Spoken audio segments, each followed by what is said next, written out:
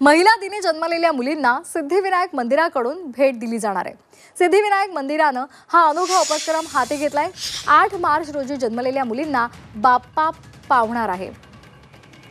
8 मार्चला जन्मलेल्या मुलींच्या अकाउंटवर मंदिराकडून 10,000 रुपये फिक्स डिपॉझिट केले जाणार आहेत। शिवसेनेच्या राहुल लोंढे यांनी हा प्रस्ताव सिद्धिविनायक मंदिराच्या बैठकीत मंजूर केलेला आहे।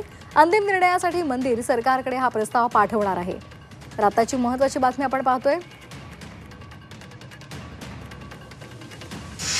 महाराष्ट्रामध्ये 8 मार्च जागतिक महिला दिनी ज्या शासकीय रुग्णालय जेवढे महाराष्ट्रामध्ये आहेत त्या रुग्णालयामध्ये 8 मार्च रोजी ज्या बालिकेचा जन्म झाला असेल, ज्या स्त्री अर्भकाचा जन्म झाला असेल, तर अशा बालिकांच्या नावे श्री सिद्धिविनायक गणपती मंदिर न्यासातर्फे तिचं बँक अकाउंट उघडून खातं उघडून 10,000 रुपयाचं फिक्स डिपॉझिट करण्याचा निर्णय कालच्या बैठकीत सर्वानुमते मंजूर करण्यात आलेला आहे, ठराव मंजूर करण्यात आलेला आहे।